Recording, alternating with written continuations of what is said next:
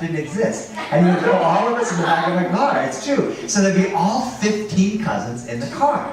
And I haven't thought about this in years. We were driving and my uncle said, I'm going to take you to a haunted house. Now, I have 15 cousins. The oldest was Eily Rose, she was 15 years old, and there was a whole bunch of cousins. I was about 10 years old, a whole bunch more cousins. My brothers were they were 9 years old, more cousins, and then the very youngest cousin was little cousin Marky. He was 5 years old.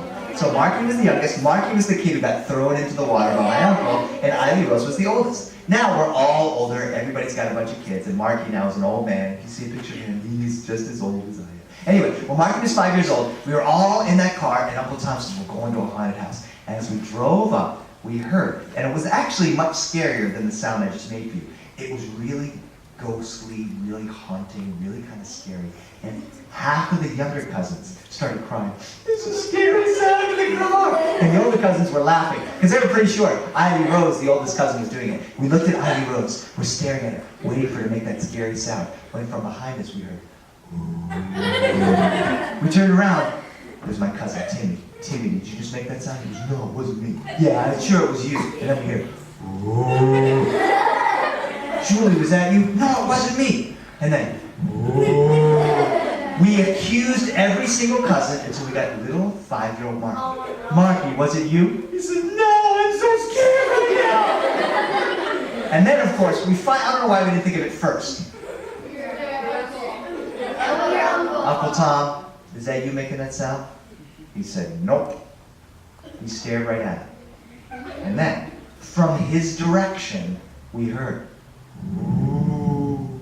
But his mouth wasn't moving. Uncle Tom, are you a ventriloquist? He said, what's that? You're making that sound. He says, no, I'm not. Yes, you are. No, I'm not. Yes, you are. And we're driving, we're staring. And to this day, he denies that he was making that sound. I think he was. Anyway, we're driving up this hill, and the road starts to turn. And there was a bunch of tall trees, but the branches were sort of like drooping over.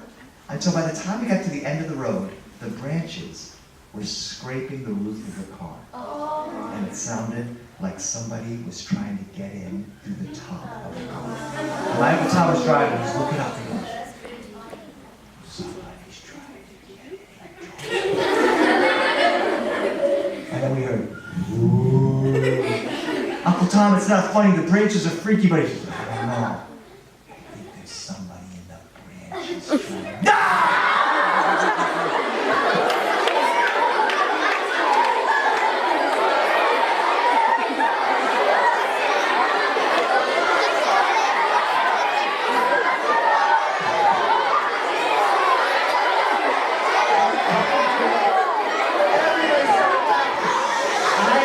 Was laughing, Timmy was laughing, Jimmy, Johnny, I was laughing, my brothers were laughing, but little Marky was like, that's not funny! We drove back down the hill, and we still tell that story to this day. And whenever I'm with my cousin Marky, I always go, Marky, I think there's somebody on the roof of the car. And he always goes, stop it. So I love, how many of you love scary stories? I love scary stories.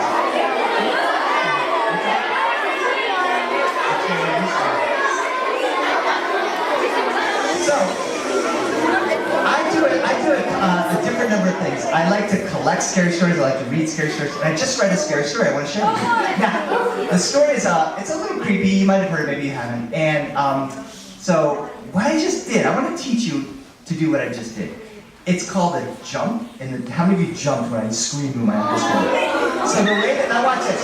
I'm gonna do it again. My uncle heard the scratching on the roof, and he said, oh no, there's something on the roof. Ah! Nobody jumped. So the way that you get a jump is you get really quiet, and you try to get really quiet, and then when you see that everybody's listening, and you yell, I'm not gonna do it now. The story I'm going to tell you has a jump in it. And I'm even going to let you know when it's going to come, but I'm going to still try to make you jump. That's what I'm trying to do. So, in Puerto Rico, there was a boy named Juan. Juan was probably 17 or 18 years old.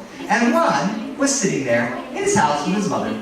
And his mother said, Juan, I think it's time for you to go out into the world and try to find your fortune. Mama, yo voy a buscar lo que puedo.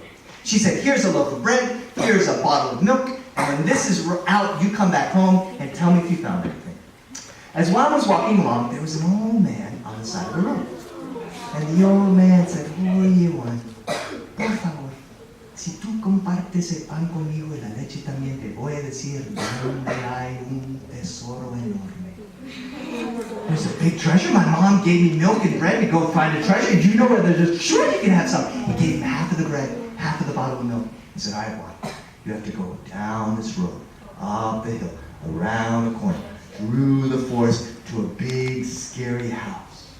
Go inside that house, and if you can stay there all night long, you get to keep the house. And there might be treasure in the house. So Juan said, thank you. He went up, he went around, he went up, he went through and there was the house. He looked at it. He put his hand on the front door. It was freezing cold. He said, cool. He opened the door, and it opened in, now the jump doesn't come for a long time, so don't worry about it. He'll go,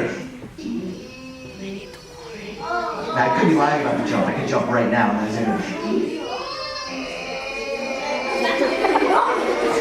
He walked inside, and you know what? The house wasn't haunted at all. Just a normal looking house. Juan's looking around. What's that old man talking about? He sat down. There was a little fireplace. He made a fire. He was warming himself by the fire. And all of a sudden, from high up the chimney, he heard, Ay me caigo. Which means, I'm gonna fall. He said, Santa Claus? No es tiempo de Navidad, it's not Christmas time. It's sort of viento en la chimenea, it's just a wind going through the chimney. He's warming his hands by the fire when he hears it again. I'm gonna fall. Juan says, well, fall already. The ghost said, it's gonna be scary. Juan said, okay. You're not gonna like it. Juan said, okay. And all of a sudden, he said, here I come. And he heard thump, thump, thump, thumping down the chimney, thump, thump. Then he heard, ow! Thump, thump, thump, thump. Ow! Thump, thump, thump, thump. And then some legs appeared, and the legs jumped out of the fireplace, but there was no body attached. Juan said, Thank you, sorry. cool. Those legs ran around, knocking stuff over. And then he heard, oh, I made a mistake. Drop my legs. I'm gonna fall. Juan said, well, fall already. Your legs are down here waiting. And he heard, thump, thump, thump, thump, thump, thump, thump. Ow! Thump, thump, thump, thump. Ow! Thump, ow! Thump, thump, thump. And there was a body that kind of slooshed around the ground and jumped in the air right underneath the legs, and there it was. And Juan said, wow. Huh, I forgot the rest of me. I'm gonna fall. Juan said, whoa, wait, you got legs and a body, what else is coming down? Thump, thump, thump, thump, ow! Thump, thump, thump, thump, ow! Thump. And there were arms flopping around, and those arms dug his fingernails and dragged itself up the body, and there it was.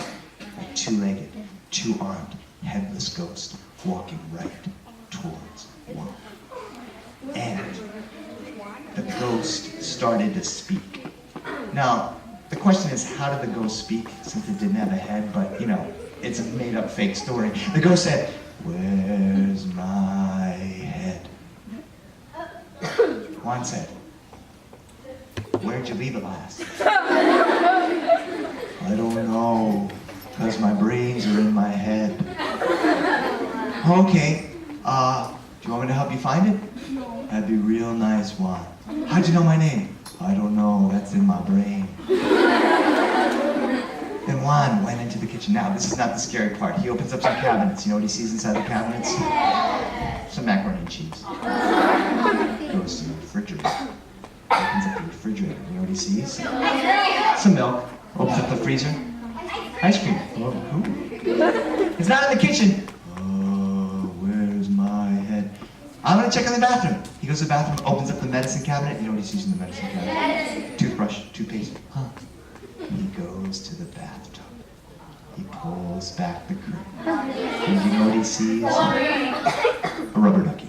Not in the bathroom. Wow, look in the bedroom. Juan goes into the bedroom. He goes to the bed. There's a lump under the covers. He pulls the covers back and it's the pillow. Oh. Not in the bed. Look in the closet, Juan. The head's in the closet. I just want to tell you now so you don't freak out. He's looking among the sweaters. No head. He's looking among the shirts. No head. He's looking among the pants. No head.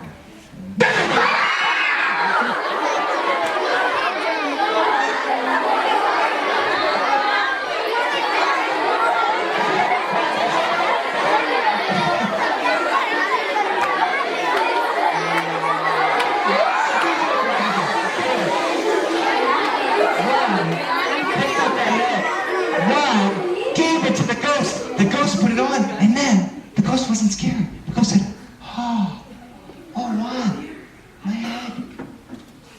Now I don't have to haunt this house anymore. You can keep this house. I'll never come back. And Juan, down in the basement, if you dig in the corner, you'll find a treasure, and you can keep it, Juan.